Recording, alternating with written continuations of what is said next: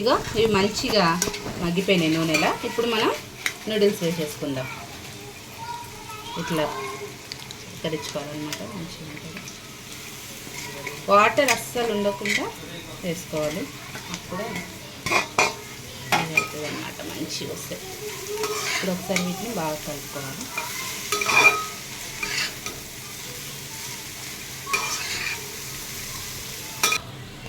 ఇగో ఒక 2 చెంచాలు green chilli sauce వేస్తున్నా. ఇంకా ఒక 2 చెంచాలు సోయా సాస్ కూడా వేస్తున్నా. ఓకే, దాంట్లోనే ఒక చెంచా టమాటా సాస్ కూడా వేస్తున్నా.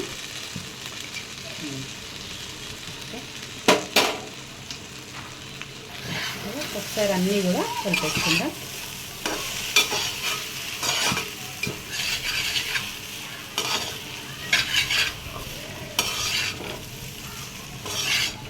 దీంట్లోనే మనం ఇవన్నీ మసాలాలు, కారం, ఉప్పు, పసుపు, ధనియా పొడి కూడా వేసేసుకుందాం.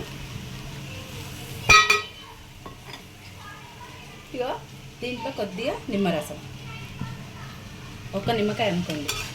ఇవన్నీ కూడా బాగా కలిపేసుకుందాం.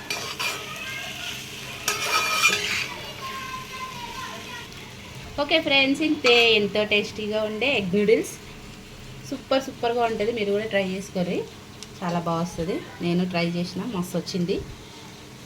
ఇంకా ఏంటి అంటే మన ఛానల్ని అయితే సబ్స్క్రైబ్ చేసుకోండి. తెలంగాణ స్పెషల్. లైక్ చేయండి, షేర్ చేయండి ఫ్రెండ్స్. ప్లీజ్, చూస్తున్నారు కానీ లైక్ చేయట్లేదు, సబ్స్క్రైబ్ చేసుకోవట్లేదు. ప్లీజ్ సబ్స్క్రైబ్ చేసుకోండి. ఓకేనా? Bye friends.